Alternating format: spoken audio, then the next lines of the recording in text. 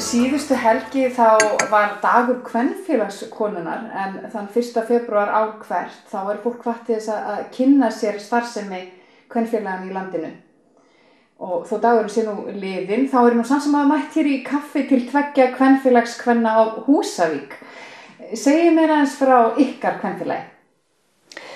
Já, við erum með ýmsar fjáraflanir og til dæmis erum við með blómasölu, búin til blóm og við steikjum laufabrauð fyrir jólin og seljum það.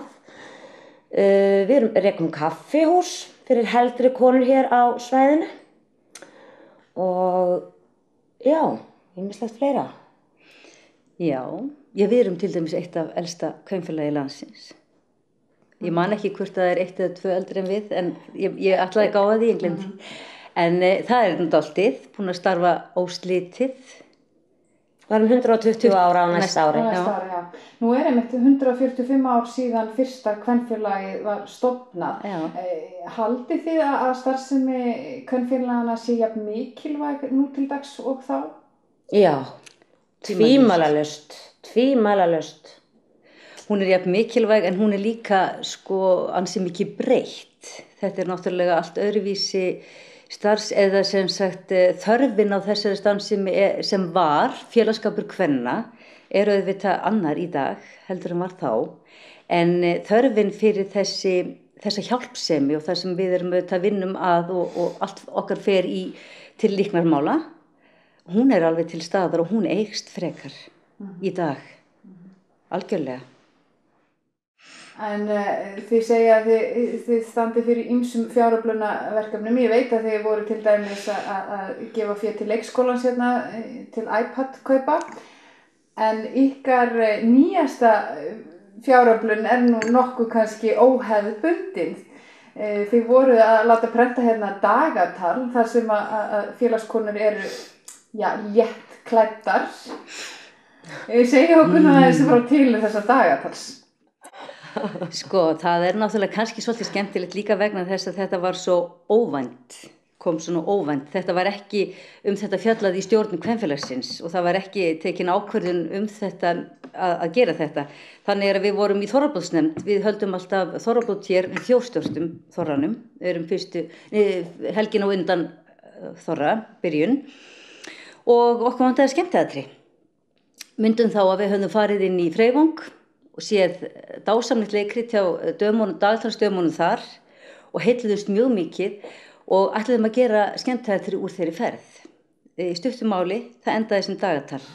Og það sem var líka skemmtilegt að þetta var að vera algjört leyndarmál.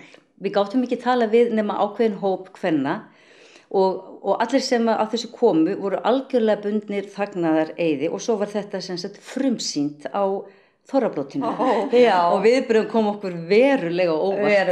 Við áttum ekki vona því að þetta yrði og mikil kvíðanhútur búin að vera í maganum yfir því hvað við værum búin að gera þorrablótsnefndin án raun að veru samþykkir stjórnar kvenfélagsins og allra kvenfélagskvennanna. Þannig við vorum mjög eiginlega frakkar að gera þetta en tókst vel til og við kviðum mjög viðbrögðunum. Við vorum eiginlega alveg bara hræddar og almenningsálitið áttum alls ekki vona á öllu þessum fjölmiðlafári sem í kringum þetta var. Við héldum bara þetta einskoraðist við litlu Húsavík. Við erum nú bara ekki lengra hugsandi í bili. En þetta niðurstaða. Meiningin var nú aldrei að hafa þetta neitt svona mikið, sem sagt annað en það berar axlir og skírskotun í starf kvenfélagsins. Þannig að á hverri mynd væri eitthvað kannski sem segði þetta erum við að gera kvenfélagskonur. Þetta starfið okkar og við getum gert það svona skemmtilegt og við getum sýnt ykkur að þennan skemmtilega hátt. Þannig að við erum ánægðir með það líka. Það kemst til skila þegar við erum kannski búin að segja fólki að þeir sem þekkja til þeir áttu að sjá því. Febrúar til dæmis alltaf spilafundur hjá okkur í kvenfélaginu og þetta eru spilakonurnar okkar, þessar heiðurskonur. Mikið mér vænt þessa mynd, mér finnst þetta fallegasta myndin, eiginlega. Það eru alla fallegar reyndar en Þetta dásamleg. Á öðrum ólöstuðum. Á öðrum ólöstuðum þá þessi svona einhvern veginn mikið vænstum hana kannski. Það kannski það. En hvar þetta að fá þetta dagatal? Það nú, ég nú til dæmis með það til sölu og við erum 2 sem gefum, auglýstum okkur með símanúmer. Nú við stóðum hér bara niður í matvörubúðinni, daginn fyrir bóndadag og bóndadag og skoruðum á konurnar að gefa mönnunum sínum þetta í bóndadagsgjöf sem og þær gerðu. Og þar seldum við nú bara tæplega 200 stykki. Svo að það fór nú, þetta ekki stórt upplagt, prentuðum með 300 eintökum. Þannig að þið sjáu það ekki mikið eftir. En þannig höfum við selt það. Haldið að þetta ævintýri verði endurtekið á næsta ári? Nei. Það held ég ekki. Það held ég ekki. Það of mikið. Þetta var bara algjör svona, ég veit ekki, við stukkum út í djúpu launa með þetta. Það gekk vel, en ég held ekki að svona sé komið til að vera árlegt.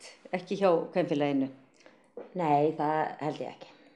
Annars held ég grunum að það séu margar sem bíða, þær langar að vera með, sko. Kvenfélagskonur. Og eðli málsins samkvæmt þá eru bara 12 myndir, þannig að við gátum ekki haft 72 konur inn á dagatalinu. Svo það kannski vilja einhverja bara halda áfram og gera aftur þannig að við getum sett allar hinnar. Já, við skulum aldrei segja aldrei. Aldrei segja aldrei. Nei.